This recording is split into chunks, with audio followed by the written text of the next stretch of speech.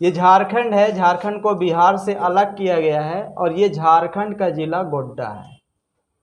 झारखंड का गोड्डा ज़िला आदिवासी बाहुल्य है और यहाँ पर आप ये समझिए कि साक्षरता दर बहुत कम है और इसी साक्षरता दर कम होने का कारण ये है कि यहाँ के लोग वर्तमान में बहुत ही ज़्यादा परेशान हैं।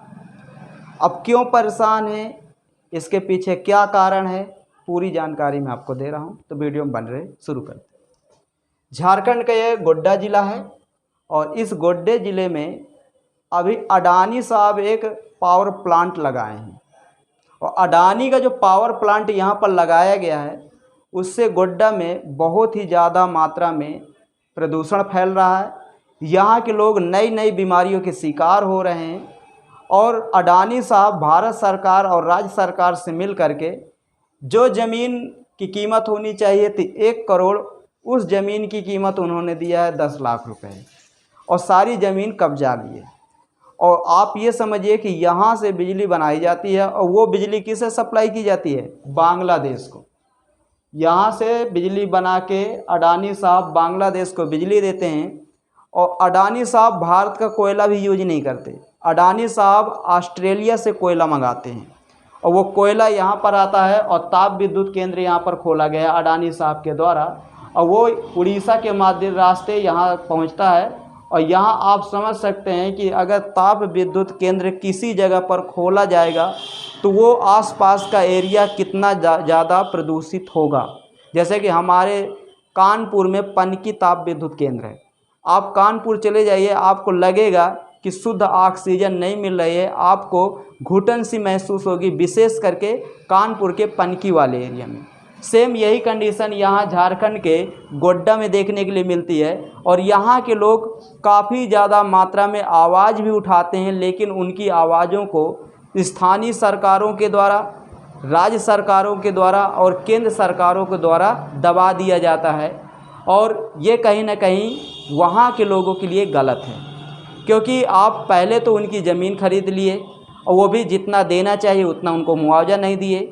दूसरी बात, अगर वो आंदोलन कर रहे हैं तो आप उनके ऊपर लाठीचार्ज करा रहे हैं, तो कहीं ना कहीं ये गलत है। और झारखंड के जो गोड्डा के लोग हैं इसी को लेकर काफ़ी ज़्यादा परेशान हैं, क्योंकि यहाँ पर ना तो स्वास्थ्य की व्यवस्था है और ना ही शुद्ध पानी की व्यवस्था है। किसी भी प्रकार की आप ये कहिए कि कोई व्यवस्था नहीं है। और जो यहाँ के जंगल थे, जंगल को काट करके बहुत बड़ा बिजली घर बना दिया गया है। और चलो अच्छा, बिजली घर बना भी दिया गया है, कम से कम अडानी साहब को जिनकी ज़मीन वो ले लिए हैं, कम से कम उनके घरों को तो फ्री बिजली देनी चाहिए थी, लेकिन उनके घरों को फ्री बिजली भी नहीं मिल रही और वो सारी की सारी बिजली बांग्लादेश को बेच देते हैं। तो अडानी साहब को तो इसमें खूब पैसा मिला, खूब फ़ायदा हुआ, भारत सरकार को भी खूब फ़ायदा हुआ क्योंकि अडानी साहब टैक्स देते हैं, राज्य सरकार को भी फ़ायदा हुआ, लेकिन यहाँ के जो स्थानीय लोग हैं उनको कोई फ़ायदा नहीं हुआ। आप ये कमी तो कहीं ना कहीं देखा जाए गोड्डा के जो लोग हैं वो अपने पैर पर ही कुल्हाड़ी मार लिए। और इसका मेन कारण ये है कि यहाँ के जो लोग हैं वो पढ़े लिखे कम हैं, अनपढ़ ज़्यादा हैं। इसीलिए कहा जाता है कि आपको पढ़ लिख करके जागरूक होना बहुत ज़रूरी है।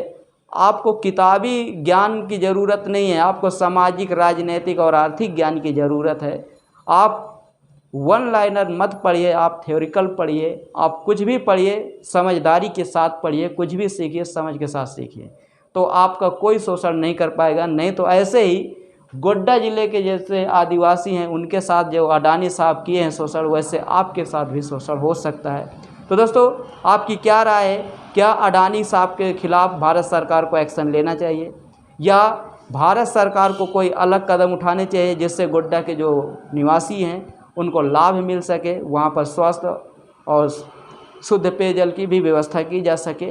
क्या उनका जो आंदोलन कर रहे हैं क्या जायज़ है या नाजायज़ है? कमेंट करके ज़रूर बताना। धन्यवाद।